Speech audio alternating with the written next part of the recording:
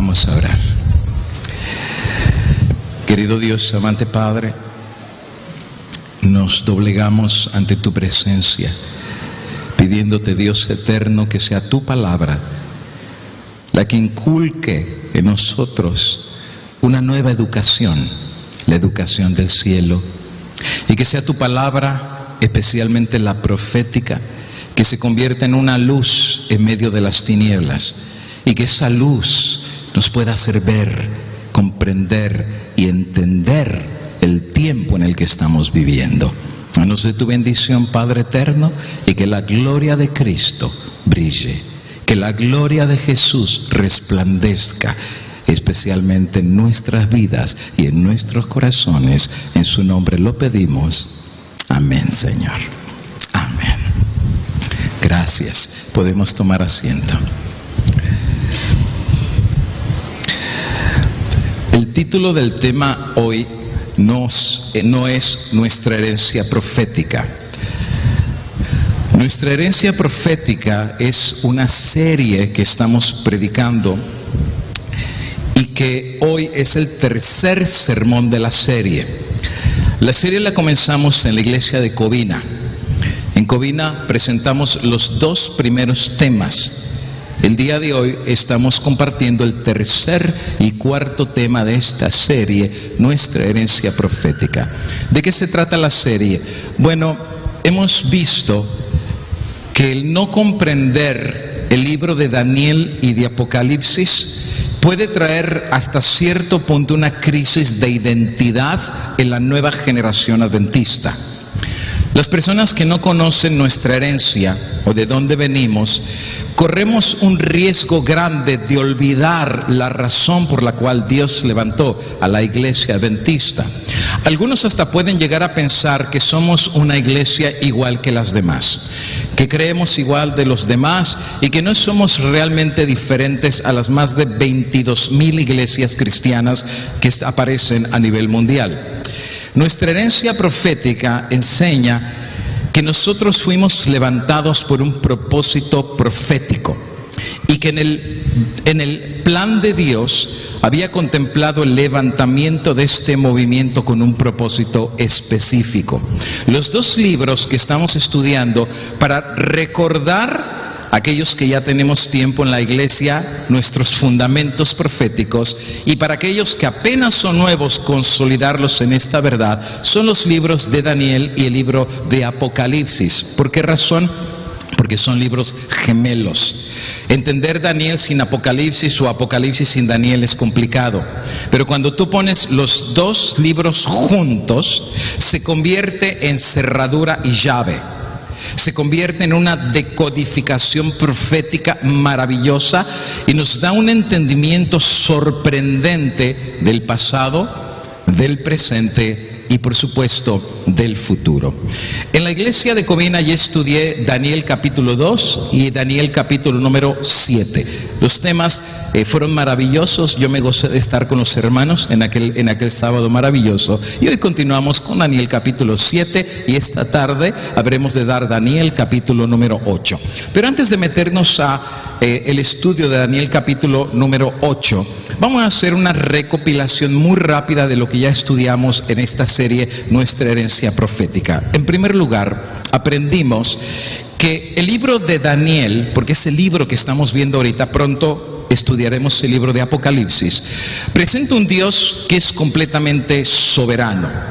La palabra soberano significa que Él tiene siempre la última palabra, que Él hace lo que Él quiere, cuando quiere, como Él quiere, porque Él es Rey de Reyes, Él es Señor de Señores, Él es todopoderoso, Él es omnisciente, Él es omnipaciente, Él sabe todas las cosas y Él es Dios. Daniel presenta este hecho: Dios es Dios, no hay nadie encima de Dios y todos los reyes de la tierra están debajo del Dios verdadero. Dios está más allá de todo poder de esta tierra. Dios conoce el pasado, Dios conoce el presente y Dios conoce el futuro, y solamente por ese hecho Dios está encima aún de todos los dioses que son adorados aquí en la tierra. También el libro de Daniel presenta un mensaje 100% profético. predice el futuro sin fallar y de una manera franca, inequívoca y específica presenta con plena confianza que Dios en su mano tiene el conocimiento de las cosas del futuro. Lo que no ha pasado todavía, Dios ya lo conoce. Por eso para Dios el futuro ya es historia. Para nosotros todavía no ha pasado, para Dios ya pasó. Dios estuvo en el pasado, Dios estuvo en el presente y Dios también estuvo en el futuro. Y eso es el mensaje de la profecía, la revelación del conocimiento futuro que Dios tiene de las cosas. El punto número 3 del libro de Daniel presenta intervención sobrenatural de Dios o milagros y no existe ninguna disculpa ni excusa. ¿Qué quiere decir? Que Dios puede hacer milagros y desde el capítulo 1 hasta el último capítulo aparece completamente milagros de Dios en el libro de Daniel. Milagros, ya sea Daniel en el foso de los leones en el cual un ángel interviene de forma sobrenatural y protege a Daniel, o ya sea los 3 jóvenes en el horno de fuego en el cual aparece un cuarto personaje de forma sobrenatural, los protege y ni siquiera la ropa olía a fuego o a humo. Esa es la intervención directa y sobrenatural de Dios. El punto número 4 afirma el gobierno de Dios y la autoridad de Dios sobre este mundo, pero no solamente sobre este mundo. Dios, por ser Dios, tiene autoridad sobre las naciones, tiene autoridad sobre los reyes, tiene autoridad sobre la gente regular, sobre los animales, porque Él es el creador de todas las cosas. Por eso en Daniel 2, cuando estudiamos la visión de la estatua y Daniel recibe la revelación,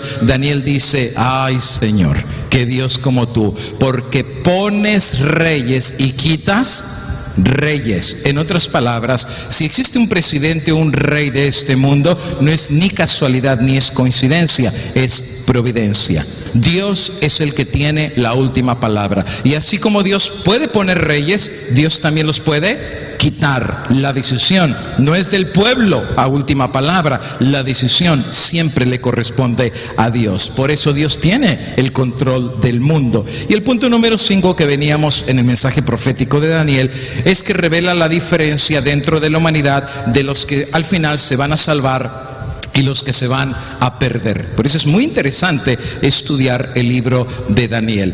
Veíamos en el Espíritu y Profecía que la sierva del Señor nos decía que cuando los libros de Daniel y Apocalipsis se entiendan mejor, los creyentes tendrán una experiencia religiosa completamente distinta.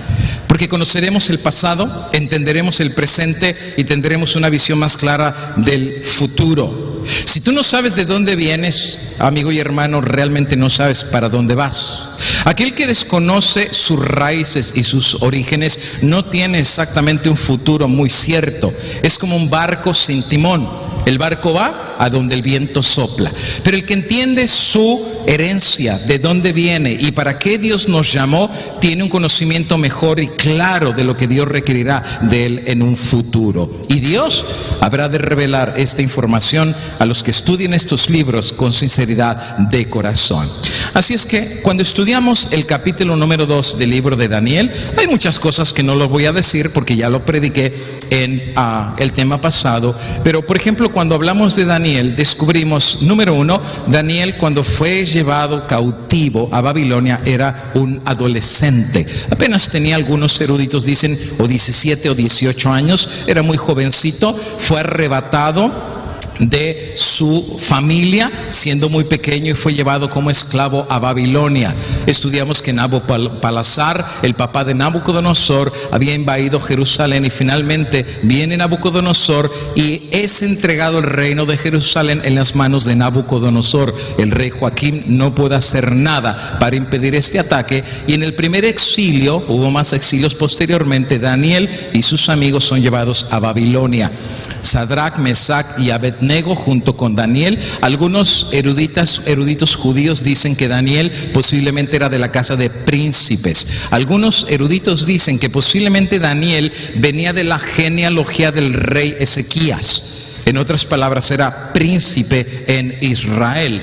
Y que cuando él fue llevado, por eso lo escogieron a él y a sus amigos para estar en la corte del rey, porque eran jóvenes bien instruidos y eran además de la realeza. El nombre Daniel estudiamos que significa Yahweh es mi juez, o Dios es mi juez. Y de hecho, cada nombre de los muchachos que fueron llevados a Babilonia, su nombre hablaba del Dios verdadero que conocieron, pero les cambiaron el nombre y les pusieron nombres de dioses paganos babilónicos, les cambiaron su dieta, por eso Daniel propuso no contaminarse, y les cambiaron aún su idioma, les enseñaron la lengua de Babilonia, que era precisamente el arameo. Querían cambiar completamente una metamorfosis de estos jóvenes para hacerlos a la forma de Babilonia. Pero Daniel, dice la Biblia, propuso no contaminarse. Y Daniel fue fiel a Dios y por esta razón, siendo jovencito, Dios lo bendijo en todo el exilio, que fueron 70 años en Babilonia. Encontramos también que Daniel, por haberse mantenido fiel a Dios, Dios le dio la revelación del sueño que le había dado a Nabucodonosor. Ni mago, ni brujo, ni hechicero, ni astrólogo, ni vidente, ni clarividente, y la lista sigue. Ninguno tuvo la capacidad ni de conocer el sueño del rey y mucho menos de interpretarlo. Pero he aquí un adolescente de 17 años, pero no lo menosprecies, ese adolescente tiene una conexión espiritual con Dios. Ese adolescente conoce a su Dios y ese Dios conoce a Daniel. Así es que cuando Daniel le ora, Dios le contesta a Daniel y le da la revelación del sueño. Estudiamos que cada uno de los metales que aparecieron en el sueño de Nabucodonosor tenía una representación simbólica de imperios o naciones que se iban a levantar sobre la tierra hasta el fin del mundo. Era mucho más que un sueño, era un mensaje profético de cómo el mundo habría de finalizar, y no solamente eso, sino los imperios que habrían de venir antes de la venida de la piedra que destrozaría la imagen. Estudiamos que la cabeza era de oro purísimo, los brazos y el pecho eran de plata, el vientre era de bronce y finalmente las piernas de hierro y los pies mezclados de hierro con barro. Una piedra baja del cielo le pega a los pies y desmenuza absolutamente toda la estatua, y al final de cuentas se convierte en un monte que cubre toda la tierra, y así finalizó el sueño. Aprendimos también, según Daniel capítulo 2, porque se dieron las indicaciones, que la cabeza, que era de oro, era representación de una nación. Era de oro porque la nación más poderosa del mundo en aquel entonces era Babilonia. Por eso Daniel le dice a Nabucodonosor: tú eres la cabeza de oro. Nabucodonosor lo entendió bien, porque en el capítulo 3 va a mandar a hacer una estatua de puro oro, dando a entender que él no quería que viniera más reinos después de él. En otras palabras, quería que su reino fuera eterno y para siempre. Sin embargo, la palabra última no la tenía él. Quien tenía la última palabra era Dios, y Dios había dicho: después de ti vendrá otro reino, simbolizando al metal de la plata. Tenía dos brazos porque representaba la unión de dos naciones que se unieron precisamente para atacar a Babilonia. Y fue nada más y nada menos que el imperio de los medos y de los persas. Dos brazos unidos y atacaron a Babilonia y la conquistaron. La historia tú la puedes ver, está en la Biblia. ¿Recuerdas tú Belsasar, que trae los vasos sagrados de Dios y la mano escribe: pesado fuiste en balanza y fuiste hallado falto? Pues los ejércitos de los medos y de los persas ya estaban afuera, entrando por debajo de la muralla para conquistar a Babilonia, y esa fue la noche que Babilonia cayó. De hecho, cuando estudiamos este tema les dije que no pierdan atención de esos detalles, porque eso va a aparecer en el libro de Apocalipsis. ¿Recuerdas en el capítulo 16? El río Éufrates se seca, y es la anticipación de la caída de Babilonia y prepara el camino para los reyes del oriente. Esto está en Apocalipsis, pero esto lo vamos a estudiar más adelante. Finalmente viene el tercer metal, que representa al imperio griego. Los griegos vinieron a conquistar a los medos, a los persas. Ahora tú dirás: ¿de dónde sacas tú la idea que los griegos conquistaron a los medos y los persas? Está en Daniel capítulo 8, lo vamos a ver en un momentito más, por nombre y por apellido. Después de eso vendría un cuarto reino, que sería como el hierro, ¿Y cuántas piernas tenía la estatua? Tenía 2. Pon atención porque estos detalles son importantes.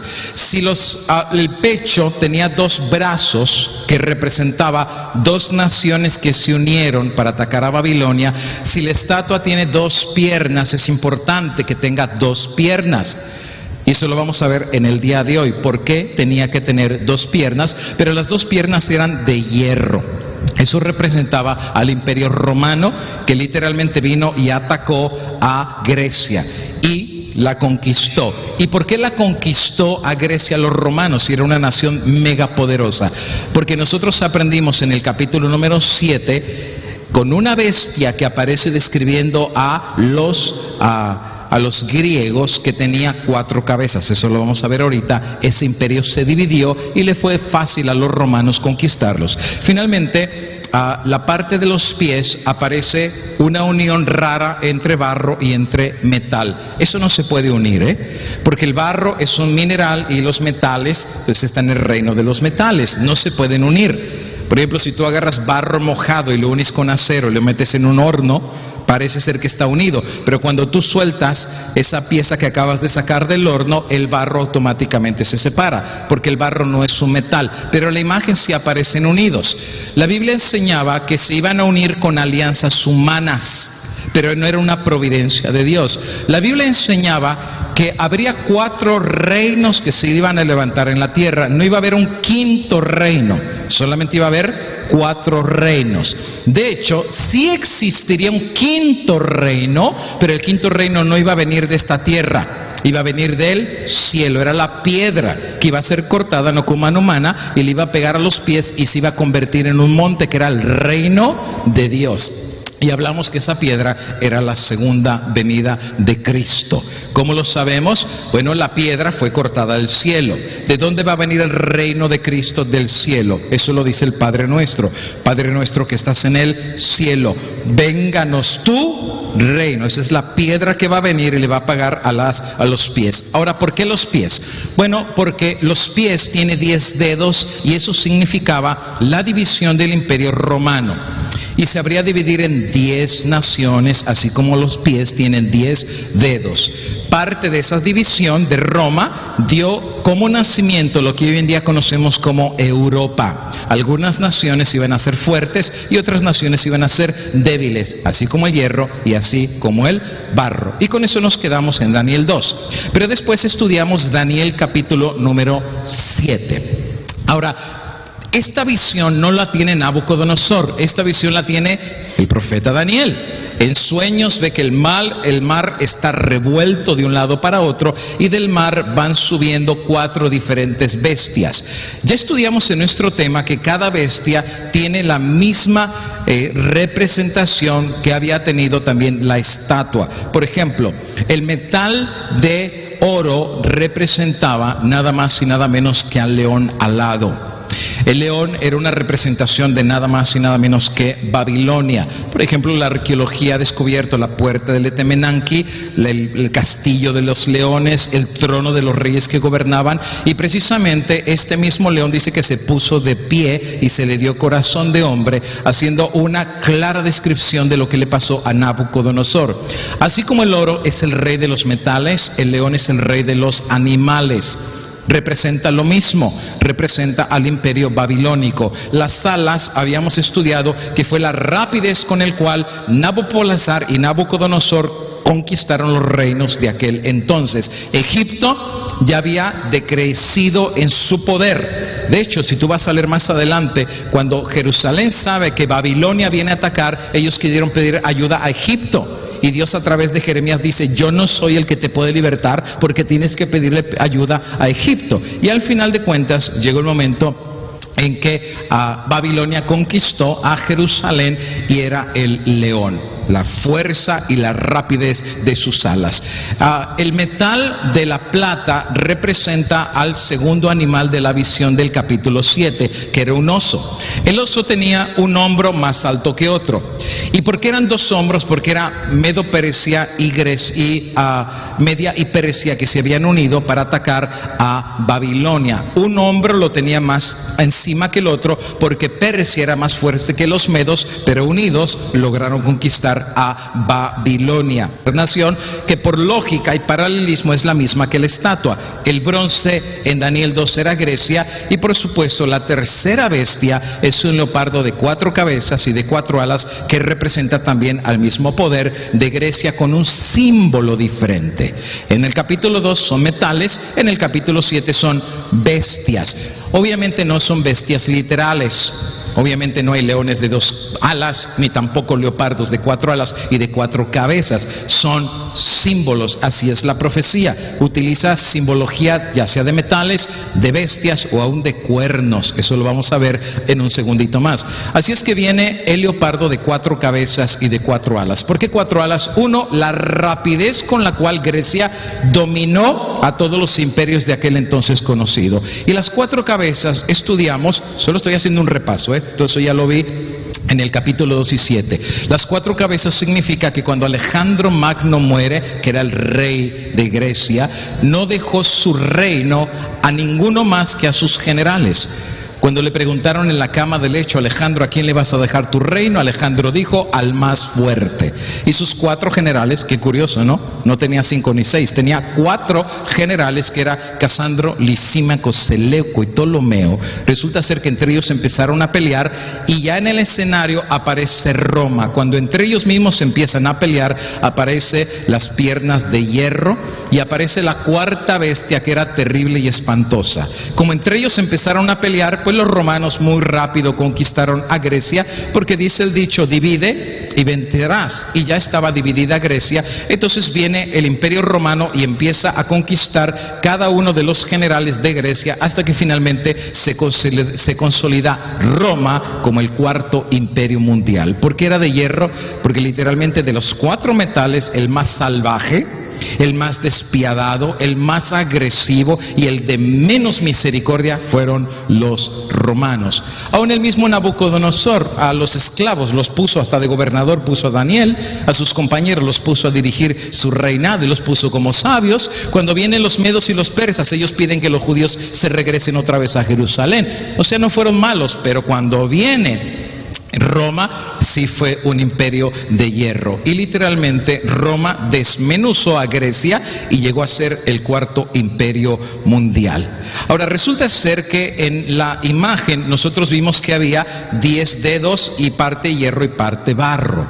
Bueno, resulta ser de que aparecen los 10 dedos como los 10 reinos con los cuales Roma se dividió. Pero en el capítulo número 7 estudiamos que la bestia que representa al imperio romano, en su cabeza tenía 10 cuernos, igual que los 10 pies de la estatua. Cada cuerno va a representar un reino cuando Roma cae y se divide. Es la división de Europa. Qué interesante, ¿no? Igual que había 10 dedos, igual que hay 10 cuernos sobre la cabeza de la bestia, y los cuernos representan a Roma dividida, naciones fuertes y naciones debilitadas. Y hasta ahí, en paralelismo, lo que es la estatua y las bestias van exactamente en un paralelismo sorprendente. Sin embargo, alguien preguntará, oiga, pastor, si en Daniel 2 todo esto de las naciones ya estaba dado en la estatua, ¿para qué repetir otra vez lo que ya se le había dado a Nabucodonosor? Y aquí es donde tú tienes que empezar a aprender la didáctica de Dios. Dios es maestro y Él sabe cómo enseñar. Uno, la repetición es la madre de la sabiduría. Y cuando Dios repite en diferente forma, así lo hacemos con los niños. Si tu niño no entendió de una forma, dale otra ilustración. Y entonces el niño, la primera ilustración no la entendió, pero la segunda sí la va a entender. Pues Dios es maestro, Dios es didacta. Entonces Dios cambia los símbolos y cambia las figuras para arrojar mayor luz. Y precisamente en el capítulo 7 aparece algo que no apareció en el capítulo número 2. No está, solo está en el 7. ¿Qué es lo que apareció? Algo que pasa en los cuernos de la bestia. Dice el profeta que cuando está mirando los cuernos, que eran 10, apareció un 11º cuerno. Entonces ya no eran 10, eran 11. Y este cuerno que salió se le llamó el cuerno pequeño. Y era un cuerno muy raro porque tenía ojos como de hombre, eso denotaba inteligencia, y tenía boca, y la boca no la tenía de adorno, la boca la usaba y decía grandes cosas y blasfemias. De hecho, en el capítulo 7 di más de 15 características del cuerno pequeño. Y es muy fácil saber quién es el cuerno pequeño, no es complicado. De hecho, no di todas las características, pero Daniel 7 da más de 25 características del cuerno pequeño. Así es que para errarle está muy difícil. Es como que Dios dice: yo quiero que sepas quién es el cuerno pequeño. Que fue un poder blasfemo, que habló contra Dios, que persigue a los santos del Altísimo, que cambió los tiempos y la ley de Dios la iba a cambiar. Nacería entre los 10, quería decir que esta nación iba a nacer en Europa, iba a nacer después que Europa estuviera formada, y primero iba a empezar bien chiquitita, pero iba a crecer, iba a ser más grande que los países europeos. Bueno, no voy a decir quién es el cuerno pequeño, vas a tener que ver el sermón del capítulo número 7. Y ahí aparece algo que no estaba en Daniel 2, el cuerno pequeño. Pero entonces vimos algo raro que también apareció en el capítulo 7, y es una visión. Dice Daniel que mientras él está mirando los cuernos, y el cuerno que va subiendo y que tiene ojos y que tiene boca y que es blasfemo, ve que en las nubes del cielo alguien viene. Y dice que es semejante a el Hijo del Hombre. Eso es Daniel capítulo 7 y el versículo número 9 y 10. Estuve mirando, mientras pasa lo de la bestia, los cuernos y el cuerno pequeño, dice, estuve mirando hasta que fueron puestos tronos. Y se sentó un anciano de días, cuyo vestido era blanco como la nieve, pelo como lana limpia. Y estudiamos que el anciano de días no es el Hijo, el anciano de días es el Padre, es Dios el Padre. Se sienta en su trono, y la parte final dice: y el juez se sentó y los libros fueron abiertos. Aprendimos en Daniel 7:1 que así como Dios tiene un día de la segunda venida de Cristo, Dios también tenía un día para el inicio del juicio. Hay un día en el cual Dios juzgaría al mundo, y la profecía del capítulo 7 nos establece el marco cronológico de cuándo ese día iba a comenzar. Fíjate, el día del juicio no iba a comenzar en la cabeza de oro. ¿Por qué razón? Porque después de eso todavía tenía que venir la plata, después de eso tenía que venir Grecia, después de eso tenía que venir Roma. Ni siquiera en los días de Roma. Por eso cuando Cristo está predicando en la tierra bajo el imperio de Roma, Cristo nunca dijo: ya comenzó el juicio y todos están siendo juzgados. No, Cristo siempre colocó el juicio todavía al futuro, porque todavía estaba en las piernas de hierro. Es más, el juicio no podía ser en las piernas del hierro, porque todavía faltaba la división de Europa. Pero dice Daniel que después de que están los cuernos en la cabeza, después sale un cuerno.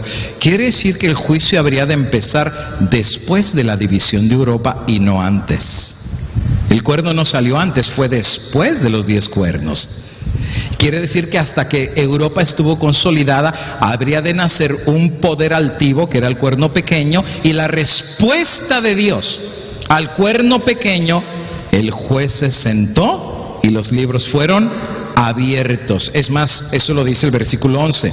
Yo entonces miraba a causa del sonido de las grandes palabras que hablaba el cuerno. Te fijas, el juicio está colocado en el contexto cronológico del cuerno pequeño, no del oro, de la plata, del bronce y del hierro. No. El juicio cronológicamente está ubicado cuando el cuerno pequeño ya salió y está hablando y está haciendo estragos. Por eso dice Daniel: yo miraba, y a causa del sonido, porque el cuerno pequeño está obrando y actuando y hablando de las palabras del cuerno pequeño, miraba hasta que mataron a la bestia, Roma, y su cuerpo fue destrozado y entregado para ser quemado en el fuego. Es interesante que en Apocalipsis 20 aparece lo mismo, la bestia será apresada y será lanzada al lago de fuego. Pero no me quiero adelantar, eso va a ser en Apocalipsis, ¿ok? Todavía estamos en el libro de Daniel.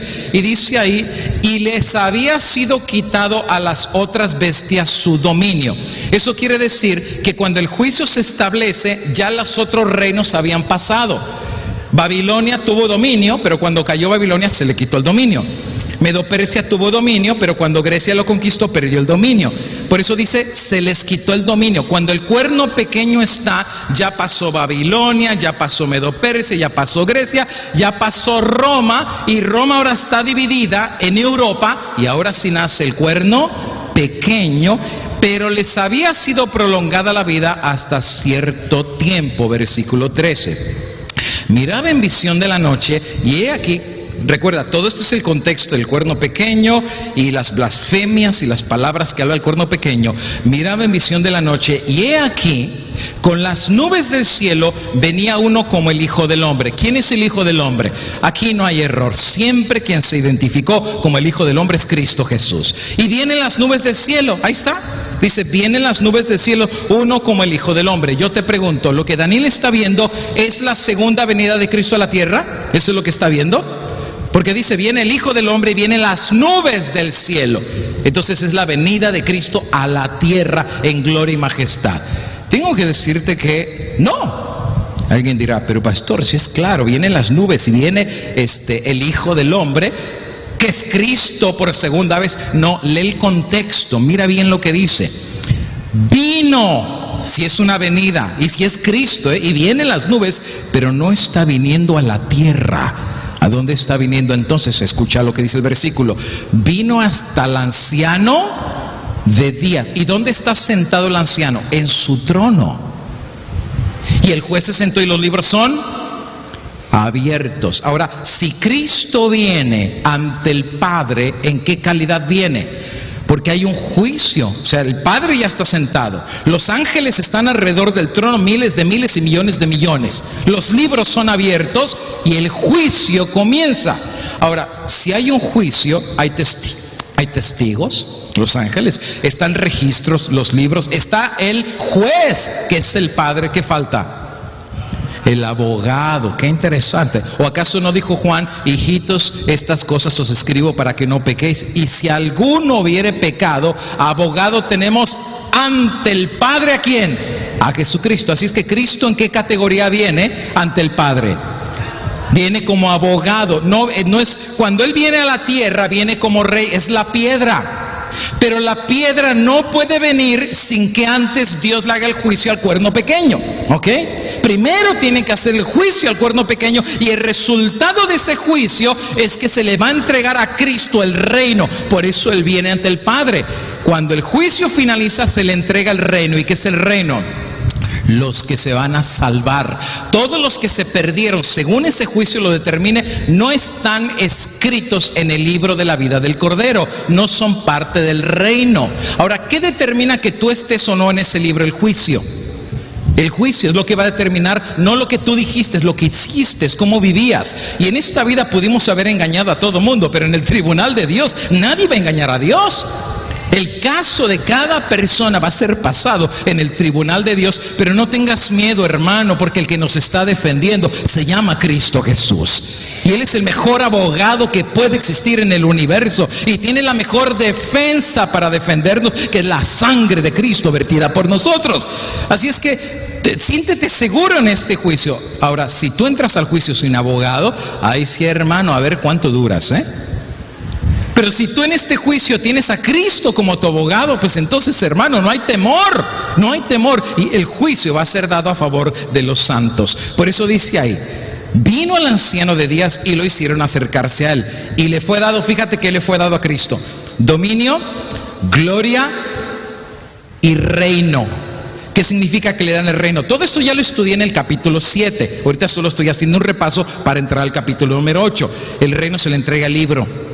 Y Cristo se va a quitar su vestimenta de abogado y se va a poner la de Rey de Reyes y Señor de Señores. Y ahora sí Él viene en su reino a buscar a sus súbditos. Ahora, ¿a quién va a venir a buscar? Los que sus nombres estén en los libros. ¿Saben que hay gente que dice, no, cuando Cristo venga todavía chance? No, hermano, cuando Él viene ya le entregaron allá el reino.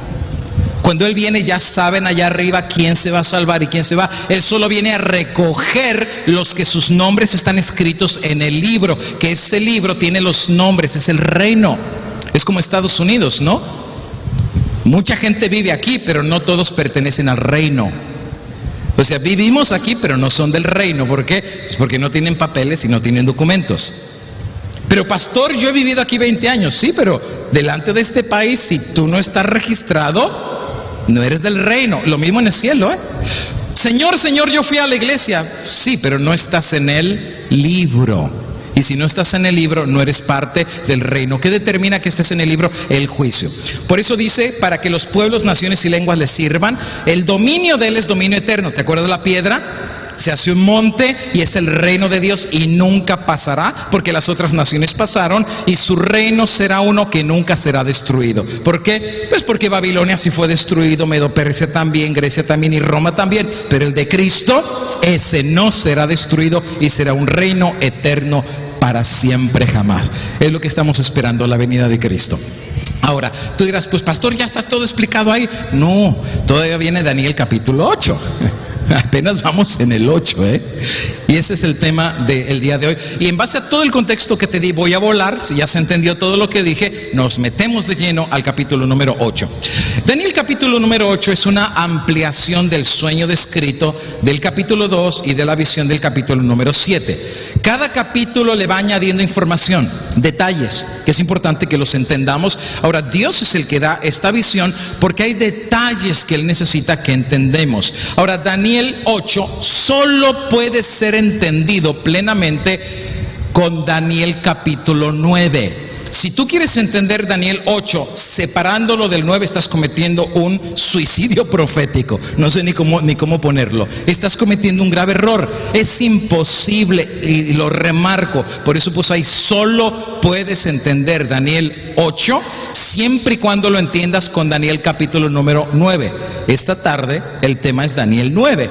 Así es que si tú viniste en la mañana pero no vienes en la tarde, pues es como que no viniste el día de hoy, porque no puedes entender Daniel 8 a menos que no entiendas Daniel 9. Y esta tarde a las 5:30 comienzo a explicar Daniel capítulo número 9. Ahora, ¿de qué habla el libro de Daniel? Bueno, alguien dirá, oiga pastor, Daniel habla de bestias, cuernos, metales, estatuas, fosos, leones. Amén. De eso es lo que habla el libro de Daniel. No, amigo y hermano, estás usando los lentes equivocados. El libro de Daniel, la figura más poderosa y grande que aparece en Daniel es la persona de Cristo. Cristo es el inicio y el final del libro de Daniel. De hecho, si tú te sabes todos los metales y todas las bestias, pero no vistes a Cristo en todo el libro, en el rompecabezas del libro, te perdiste a la figura protagónica de la película. O sea, viste la película, pero nunca supiste quién fue el protagónico. Bueno, aquí el protagónico no es el cuerno pequeño, el protagónico no es la bestia, el protagónico no son los metales ni la estatua. Aquí el protagónico, amigo y hermano, es Cristo Jesús. ¿Lo quieres ver? Mira, te lo pongo muy sencillo. En Daniel capítulo número 2, Daniel presenta con la visión de la estatua a Cristo como Rey de Reyes y Señor de Señores. Hay reyes aquí, ¿verdad? Y van a venir varios: Babilonia, Medo-Persia, Grecia, la lista sigue, pero al final hay un rey que está sobre todos los reyes y su nombre es Cristo Jesús. Y hay que esperarlo, ¿verdad? Si tú quieres estar en ese reino, Él tiene que ser tu rey. Y eso empieza a hacer sentido aún con los himnos que cantamos, ¿no? ¿Has visto el himno que dice, prefiero a mi Cristo? ¿Por qué? Because He is my King. Él es mi rey. Ahora, ¿de qué sirve que tú digas que es tu rey si no le das tributo? ¿De qué sirve que es tu rey si no lo obedeces? ¿De qué sirve que sea tu rey si las leyes de tu rey las desobedeces? ¿Estás empezando a entender la conexión? No se trata solo de decir que es tu rey. Tienes que sujetarte a tu rey. Y si esperas el reino y al rey que viene en el reino de los cielos, es aquí donde tenemos que empezar a aprender cómo es ese reino. ¿De qué se trata ese reino? ¿Cuáles son las leyes de ese reino? ¿Quién es el rey de ese reino? Y enamorarme de ese rey para obedecer a ese rey. Así es que Daniel 2 habla de Cristo como rey. Daniel capítulo 7 lo presenta como abogado y como juez. Pelea por nosotros, nos defiende, da el todo por nosotros. Él tiene el control del juicio también. Porque Él tiene los libros no los tiene el diablo, los libros los tiene Él. Y el diablo no puede borrar nada de los libros, Él sí puede borrar de los libros. Además, tú sabías que si tú pecaste contra Dios y Dios te lleva a un arrepentimiento y te confiesas delante de Dios de todo corazón, el juez del universo puede borrar tus pecados. ¿O no lo dice así la Biblia? Que arroja tus pecados al fondo de la mar y ya no vienen en memoria delante de Él. Ahora, hay alguien que nos acusa en el juicio, ¿verdad? Ese sí, no tiene misericordia, pero nuestro juez y nuestro abogado es uno que sabe compadecerse, es uno que nos entiende, es uno que estuvo aquí en esta tierra y sufrió y bebió vaso de amargura y lo golpearon y lo escupieron y lo rechazaron y tuvo hambre y tuvo sed y se cansó y fue pobre entre los pobres. Si alguien dice Dios no me entiende, hermano, tú no sabes, hay uno que sí nos entiende, y nos entiende porque se hizo uno con nosotros, y eso le da derecho a ser juez y a ser nuestro abogado, sabe cómo pelear por nosotros. En Daniel capítulo 8, Cristo ahora es presentado como sumo sacerdote en el santuario celestial, y en el capítulo número 9, Cristo es presentado nada más y nada menos como el sacrificio por nuestros pecados. ¿Hace sentido? Sí. ¿Cómo te van a perdonar los pecados de tu libro? Si tú rompiste el vaso, tú lo tienes que pagar. Daniel 9 nos presenta que si tú rompiste el vaso, alguien va a pagar la deuda. Eso es el capítulo número 9, y hubo uno que vino a dar su vida en rescate por todos los pecadores. Por eso Daniel 9 es maravilloso el tema, ¿ok? Así es que desde el principio hasta el final Cristo aparece. Ahora, te puedo hablar de Daniel 10, de Daniel 11 y de Daniel 12, pero ya vendrá más adelantito. Pero en Daniel capítulo 12 aparece como Miguel, ¿no es verdad? El que es como Dios, y se va a levantar para pelear por su pueblo. Antes de la venida de Cristo se va a levantar y va a venir a pelear. O sea, Cristo está, y de hecho aparece el diablo peleando con Miguel. Eso está en Daniel, capítulo número 10. Y sabes, cada vez que Satanás pelea con Miguel, cada vez que se ponen frente a frente, siempre Cristo, siempre termina venciendo a Satanás. Siempre. No hay una sola vez que Satanás le haya ganado a Cristo. Por eso Cristo es vencedor, porque siempre ha vencido a los poderes de la tierra y aún a los poderes del infierno. Ahora, vamos ahora sí a Daniel capítulo número 8. Algo interesante. Daniel capítulo 8 comienza con la historia del mundo a partir del imperio medo-persa. Cambian los símbolos. Los símbolos van a cambiar. Los símbolos que van a aparecer ahí aparecen bajo la caída de Babilonia con Belsasar, el nieto de Nabucodonosor, del año 552 al 555. Y precisamente Babilonia ha caído. Está ya el imperio medo y persa gobernando. Para este entonces, cronológicamente en contexto, Daniel ya es un viejito. Daniel 2, la estatua, Daniel tiene 17 años. Es un teenager, es un adolescente. Pero cuando viene la visión del capítulo 8, ya en tu mente quita lo del teenager, ya no es teenager. Daniel es un viejito, tiene 80 años, más de 80 años. Si pasaron 70 años de exilio y ya tenía 17, estamos hablando que ya le va pegando a los 90 años. O sea, Daniel ya está bien viejito, y cuando cae Babilonia, Belsasar le quiere dar su tercera parte del reino. Dice, guárdatelo, pues esta noche cae Babilonia, no vas a tener nada que ofrecer. Daniel ya está viejo, sus días están a punto de terminar. Por eso en el capítulo 12 tú vas a ver que se le dice a Daniel, ya no preguntes más, vete a dormir, te vas a levantar, y te van a levantar, ¿no? Pero ya él cumplió su misión, ya Daniel tenía su edad. Y esta es la visión del capítulo 8. Ahora sí, para los de Covina y para los de Anaheim, comenzamos de cero con la visión del capítulo 8. Dice así: en el año tercero del reinado del rey Belsasar, me apareció una visión a mí, Daniel, después de aquella que me había aparecido antes, o sea, la del 7, las 4 bestias. Vi en visión, y cuando la vi, yo estaba en Susa, que es la capital del reino en la provincia de Elam, y vi en visión estando junto al río Ulai. Pon atención a estos ríos, ¿eh? El río Ulai es muy importante porque varias visiones le van a aparecer en este mismo río. Versículo 3: alcé los ojos y miré, y he aquí un carnero, y estaba delante del río, obviamente del río Ulai. Tenía el carnero 2 cuernos, no es anormal, prácticamente todos los animales tienen 2 cuernos, pero este carnero tiene 2 cuernos, y aunque los cuernos eran altos, uno era más alto que el otro. ¿Dónde se ha visto de algo más alto que el otro? ¿No era la visión del oso, que tiene un hombro más elevado que el otro? Pero ahora no es un oso, es un carnero. Y un cuerno del carnero es más elevado que el otro, y es más alto, y creció después. Vi que el carnero hería con los cuernos al poniente, al norte y al sur.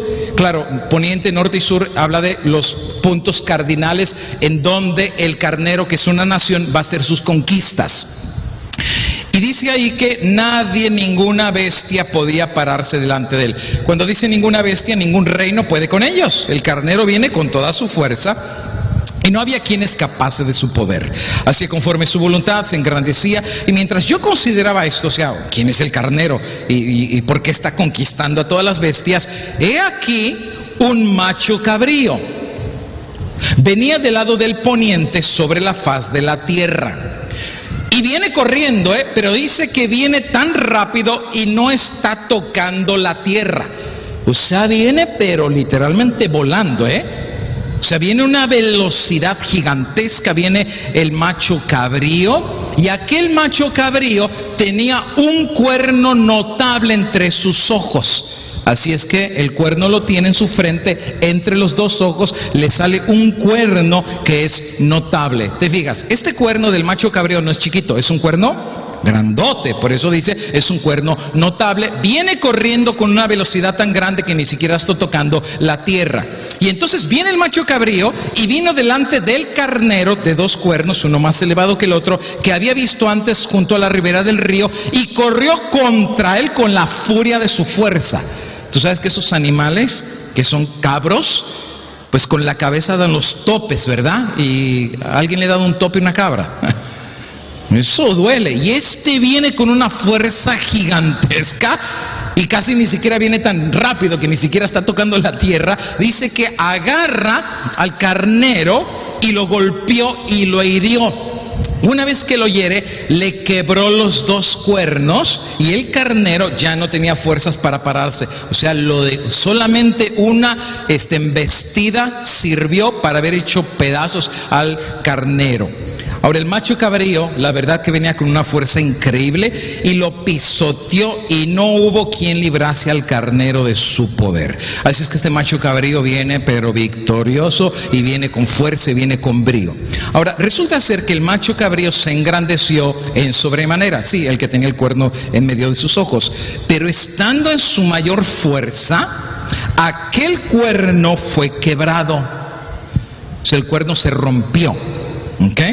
Estando en la mayor fuerza de su conquista, el cuerno es roto y en su lugar salieron otros 4 cuernos notables hacia los 4 vientos de la tierra. A ver, si ya estudiamos bien Daniel 2 y 7, ¿dónde aparece una bestia que tiene 4? Pues es el leopardo, ¿no? Tiene 4 cabezas y 4 alas. Ahora, no saquemos conclusiones. La lógica parece que es muy simple, ¿no? Me parece a mí que el macho cabrío es Grecia y el carnero es Medo-Persia. Pero estamos sacando conclusiones, ¿ok? Sigamos leyendo lo que dice el versículo. Finalmente el cuerno grande se rompe del macho cabrío y de uno de ellos salió un cuerno pequeño. Oh, ahí está otra vez el cuerno pequeño, De uno de ellos salió un cuerno pequeño que creció mucho al sur, al oriente y hacia la tierra gloriosa. ¿Cuál es la tierra gloriosa? Jerusalén. Así es que este cuerno pequeño crece y va al sur, oriente y a la tierra gloriosa. Se engrandeció hasta el ejército del cielo. Entonces ya no solo se están peleando con los reyes de la tierra, se va a empezar a meter con el rey del cielo, y parte del ejército de las estrellas se echó por tierra y las pisoteó. ¿Y quién es este cuerno pequeño? Y aún se engrandeció contra el príncipe de los ejércitos. ¿Y quién es el príncipe de los ejércitos? Más adelante va a aparecer, es Miguel. Miguel, que está de parte de los hijos de tu pueblo, Daniel 12:1. Y por él, por el cuerno pequeño, fue quitado el continuo sacrificio. Les voy a decir una cosa y me adelanto. La palabra sacrificio, bórrenla, no está en el original. No está. Uno de los copistas le añadió la palabra sacrificio. La única palabra que aparece en el texto original, masorético, antiguo, es la palabra continuo. O sea, quitó el continuo, pero no dice sacrificio. La gran mayoría de eruditos hebreos han llegado a la conclusión que la palabra sacrificio no está en los manuscritos más antiguos, no está. Se le añadió, quizás un copista le añadió lo del sacrificio, pero eso no aparece por ningún lado. Solamente el texto dice, quitó el continuo y el lugar de su santuario fue echado por tierra. Parece ser que este cuerno pequeño se la va a agarrar contra el santuario. Por eso dice, el lugar de su santuario es echado por tierra. ¿Quién será este cuerno pequeño? O sea, no solamente hizo pedazos al carnero, lo hizo pedazos, dicen, ya ni se pudo levantar. Y cuando estaba en su mayor fuerza, el cuerno es roto, la soberbia sigue, y dice que de uno de ellos, de hecho, más adelante voy a explicar qué significa de uno de ellos, ahorita no tomo el tiempo. Resulta ser que sale el cuerno pequeño, y entonces este cuerno pequeño se la agarra contra el ejército de Dios, el príncipe de los ejércitos, y el santuario fue echado por tierra, y a causa de la prevaricación le fue entregado el ejército junto con el continuo, quiten sacrificio, y echó por tierra la verdad, e hizo cuanto quiso y prosperó. Entonces oía un santo que hablaba, y otro de los santos preguntó al que hablaba: oye, pues ¿hasta cuándo durará la visión del continuo y la prevaricación asoladora, entregando el santuario y el ejército para ser pisoteados? Y ahora sí viene un versículo que todo adventista, si se cree adventista, tiene que sabérselo de memoria. Este versículo es lo que hizo nacer a la iglesia adventista. La respuesta, ¿hasta cuándo el cuerno pequeño va a hacer lo que se le pegue la gana, pisotear el santuario, echar la verdad por el suelo? ¿Hasta cuándo? Y la respuesta que se le da al santo es, y él dijo, hasta 2300 tardes y mañana, y luego el santuario será purificado. ¿Y por qué purificado? Porque el cuerno pequeño lo pisoteó, lo echó por tierra, atacó al ejército de Dios, e hizo lo que quiso, y la verdad la tuvo como nada. Y la respuesta es 2300 tardes y mañana, y luego el santuario será purificado. Ahora, Daniel está escuchando todo esto, ¿ok? Ahora, Daniel es profeta, pero Daniel todavía no le ha tocado vivir en el futuro. Daniel está mirando de su presente hacia adelante. Nosotros somos otra historia, porque nosotros estamos mirando del presente hacia atrás. Lo que para Daniel era profecía, para nosotros ya es historia.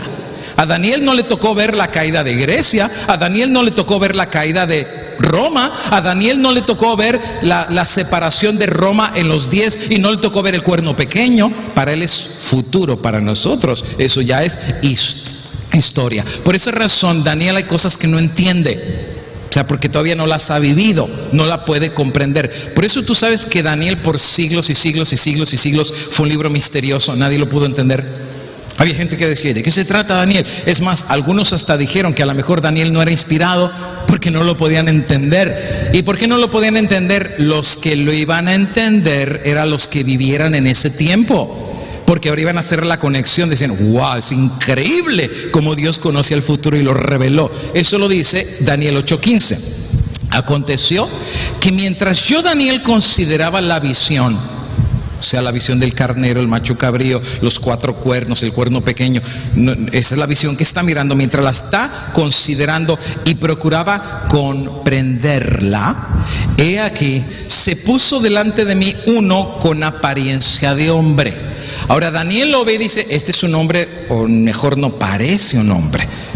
O sea, no sabía si era un hombre o era qué, pero simplemente dijo, se me paró uno como apariencia de hombre, y oí una voz de hombre en las riberas del Ulai que gritó y dijo, Gabriel, enseña a este la visión. Así es que quien estaba ahí era Gabriel. Por eso como que tenía semejanza, pero era un ángel. De hecho no era un ángel, era un querubín. De hecho no voy a explicar eso ahora, pero Gabriel fue el que tomó el lugar de Satanás cuando cayó. Así es que viene Gabriel, Dios lo manda. ¿Y cuál fue la orden que Dios le da a Gabriel? Fíjate la orden, le dice, enseña a este la visión. ¿Y por qué le dice enseña? Porque Daniel no entiende. Daniel dice, ¿y qué se trata del macho cabrío? ¿Y qué es el cuerno? Y el que se rompió, y el santuario. O sea, Daniel está muy confundido. ¿Sabes por qué? Porque la visión dice que iba a echar el santuario por el suelo. Pero ya el santuario estaba destruido, ellos estaban en cautiverio, Daniel ya está viejito. Recién cuando ellos van a regresar del cautiverio van a reconstruir el templo, pero el de Salomón, gone. El de Salomón ya estaba destruido. Entonces, si el cuerno iba a echar el templo por el suelo, pues ¿cuál templo si ya está por el suelo? De hecho, cuando ellos regresaron de Babilonia, que fue poquito después de esto, cuando regresaron de Babilonia, se da la orden: todos los que quieran regresar a reconstruir Jerusalén, regresen. Nadie quería regresar, nadie. Los que empezaron a regresar fueron los sacerdotes, pero nadie quería regresar. La ciudad estaba destruida, el templo estaba deshecho. ¿Y qué es lo que hicieron? Reconstruir los muros. Eso lo vamos a ver en esta tarde. ¿Y saben cómo reconstruían los muros? Con una espada y con una cuchara de albañil. Porque mientras estaban levantando los muros, que era la protección, venían los ejércitos enemigos y dejaban la cuchara y la espada y a pelear. Cuando se iban, seguían construyendo. Por eso el capítulo 9 dice que el muro iba a ser reconstruido en tiempos angustiosos. Nadie quería regresar a Jerusalén. Si lees el libro de Esdras y de Nehemías, te dice quiénes son los que empezaron a regresar. Pero los que ya iban a regresar era una nueva generación. Es como que ahorita dice el presidente Trump: todos los muchachitos que pasaron su vida aquí se pueden regresar ya a su país. A ver cuántos se van. Ya son más americanos que hispanos, ya nadie se quiere regresar. Pues es lo mismo, la nueva generación de judíos ya se acostumbraron a Babilonia, ya no quieren regresar a una tierra destruida, casas deshechas, a empezar todo de nuevo. Por eso fue muy angustiosa la reconstrucción. Pero cuando Daniel dice echará el santuario, ¿cuál santuario? Si ya está destruido. Al final el santuario se reconstruyó. Y lo hicieron, quedó muy bonito. Exactamente, es el mismo santuario que los apóstoles le dicen a Cristo: ¿ves el templo? ¿Ves qué bonito? Y Cristo dijo: no quedará piedra sobre piedra. Es el que se reconstruyó después del exilio. Pero ¿sabes qué? Los viejitos, que eran niños, cuando fueron llevados a Babilonia, bien chiquititos, y vieron el templo de Salomón. Y después son 70 años de exilio, y cuando regresan ya viejitos, se fueron adolescentes, y ven el nuevo templo que se levantó. Como ellos conocieron el de Salomón cuando eran niños y compararon el nuevo templo, dice que se ponían a llorar. Y lloraban como niños y decían: ¿y por qué lloran? Le decían los jóvenes a los viejitos. Y dice: porque este templo nada que ver con el templo de Salomón. Y claro, el de Salomón era una gloria, pero el que levantaron era bien chiquitito. Pero a ese nuevo templo se le hizo una promesa. ¿Y cuál era la promesa? Que tendría más gloria ese templo que el de Salomón. Y tú dirás: ¿por qué más gloria? Porque la promesa que se hizo, que a ese templo entraría el deseado de todas las gentes. Cristo iba a pisar ese templo, el Verbo se iba a hacer carne, iba a cruzar las puertas de ese templo e iba a entrar a ese templo, y solo la presencia de Cristo le iba a dar gloria al templo de Jerusalén. ¿No es hermoso, hermanos, que solo la presencia de Cristo en este lugar es lo que le da la gloria al culto que estamos teniendo? Eso es lo que le da el significado. Pero al final de cuentas Daniel no entiende por qué ese templo está destruido. ¿De qué templo está hablando que el cuerno pequeño echará por tierra? Gabriel aquí aparece y va a enseñar la visión. ¿Y de qué se trata la visión? Versículo 17. Luego vino donde estaba yo, y con su venida me asombré, me postré sobre el rostro y me dijo: mira, entiende, hijo de hombre, porque la visión, y esto lo tengo que hasta subrayar, la visión es para el tiempo del fin. Más claro no puede ser, ¿eh? Quiere decir que esta visión tiene que ver para el fin de los días.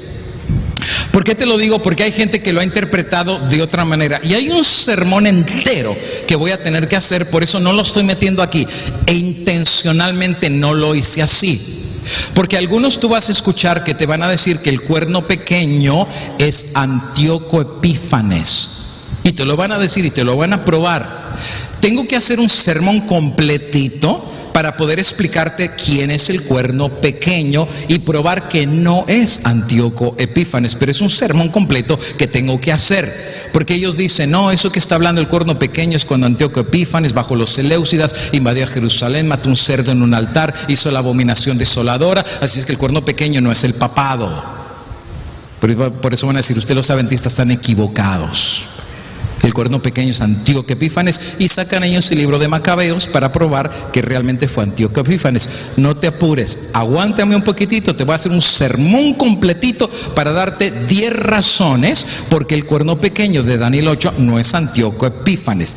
Y no se me queden viendo así como: ¿de qué está hablando, pastor? Ya lo entenderás, estamos en el capítulo número 8. La visión, dice Gabriel, es para el tiempo del fin. Mientras él hablaba conmigo, caí dormido en tierra. Se desmayó el pobrecito, ya estaba viejito. Cayó su rostro, él lo tocó y lo hizo parar de pie, y le dijo: he aquí que yo te enseñaré lo que ha de venir al fin de la ira, porque eso es para el tiempo del fin. Así es que Gabriel está claro, así como Daniel 2 tenía que ver con el tiempo del fin, y la profecía lo decía de una forma bien claritita, que la estatua tenía que ver con el fin de todas las cosas. Mira, Daniel 2:27. Daniel responde al rey diciendo: el misterio del rey demanda, sabios, astrólogos ni brujos lo revelan, pero hay un Dios en los cielos que revela los misterios. Y él ha hecho saber al rey Nabucodonosor lo que ha de acontecer en los postreros días. Por eso sabemos que la visión del 2, del 7 y del 8 van ligadas a la misma dirección. Tiene que ver con el tiempo del fin. Por eso Gabriel le dice a Daniel: la visión que acabas de ver del macho cabrío y del carnero es para el tiempo del fin. ¿Cuál es la explicación según Gabriel? Bueno, mira lo que dice el versículo 20.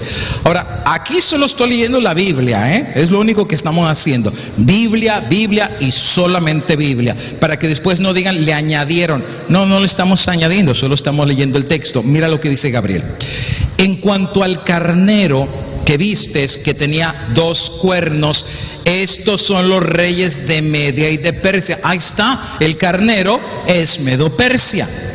Y lo explica el mismo Gabriel, por inspiración de Dios. Carnero, en este nuevo símbolo, es Medo-Persia, y el macho cabrío es el rey de Grecia. Sigue el mismo paralelismo del capítulo 2, del capítulo 7 y ahora el capítulo 8. Es lo mismo. El carnero es Medo-Persia y el macho cabrío es el rey de Grecia, y el cuerno grande, no el pequeño, el cuerno grande que tenía entre los ojos es el rey primero. ¿Y quién es el rey primero? El que dirigió al macho cabrío, que era Alejandro Magno. Por eso dice que estando en su mayor fuerza se rompió, hablando de la muerte de Alejandro.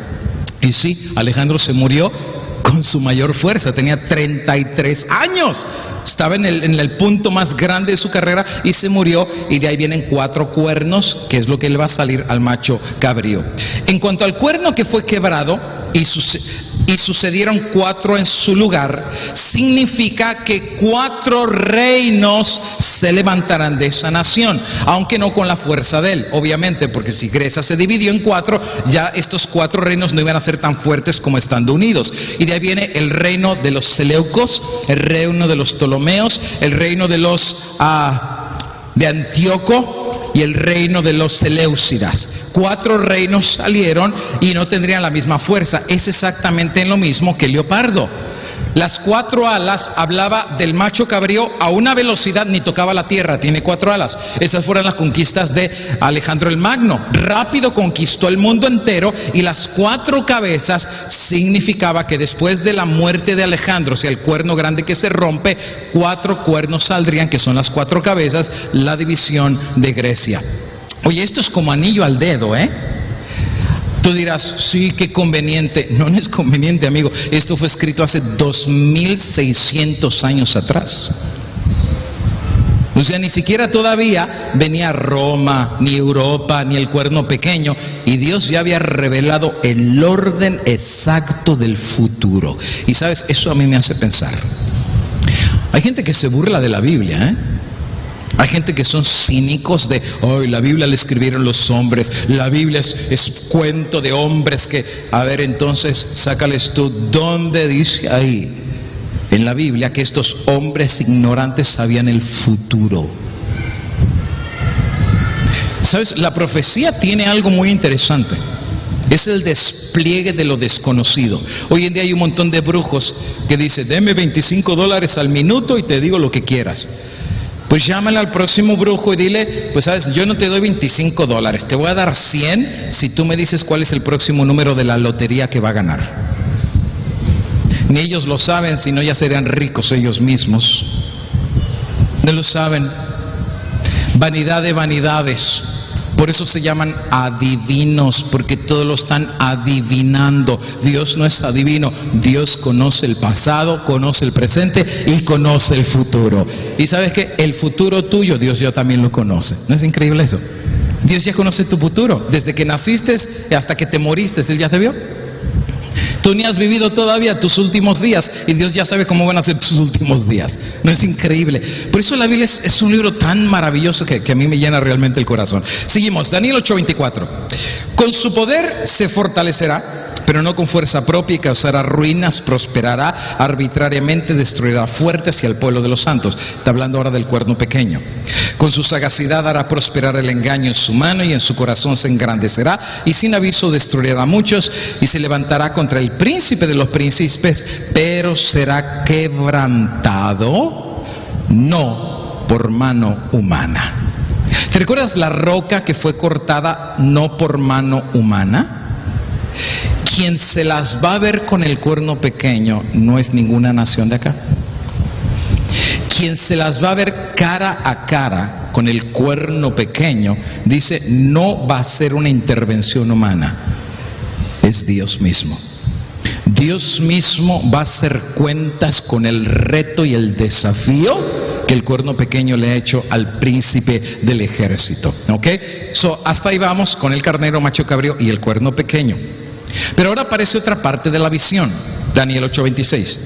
La visión de las tardes y mañanas que se ha referido es verdadera. Tardes y mañanas. ¿Cuántas tardes y mañanas eran? 2300. Y dices verdadera. Tú guarda la visión porque es para muchos días. Quiere decir que a Daniel no le va a tocar vivir en esos días. O sea, tú solo escucha la visión y guárdala. Más adelante la va a escribir, pero esta visión es para muchos días. Y yo, Daniel, quedé quebrantado y estuve enfermo días. Y cuando convalecí, atendí los negocios del rey, pero estaba espantado a causa de la visión y no la entendía. A ver, ¿cómo que no la entiende? Si Gabriel ya le dijo que el carnero es Medo-Persia y el macho cabrío es Grecia, ¿cómo que no la entiende? Y dice que hasta se puso enfermo y se quebrantó a causa de la visión y no la entendía. Es que no está hablando de la visión del macho cabrío y el carnero, eso ya lo entendió. Es Medo-Persia y Grecia, y eso ya lo entiende. Lo que Daniel no entiende es la parte de la visión de las tardes, mañanas y el santuario que es pisoteado. Esa parte él no le hace sentido. Uno, pues porque el templo está destruido, y dos, ¿quién es el cuerno pequeño que hace lo que se le pega la gana aún contra Dios? De acuerdo a Daniel, en Daniel capítulo 8, de acuerdo a Gabriel, el carnero es Medo-Persia y el macho cabrío es Grecia. Poniéndolo en esta gráfica hace sentido. La visión del 2 comienza con Babilonia, la visión del capítulo 7 comienza con Babilonia, que es el león, pero la visión del capítulo 8 ya no está Babilonia. Comienza con un carnero que es Medo-Persia. ¿Sabes por qué? Porque ya Babilonia cayó.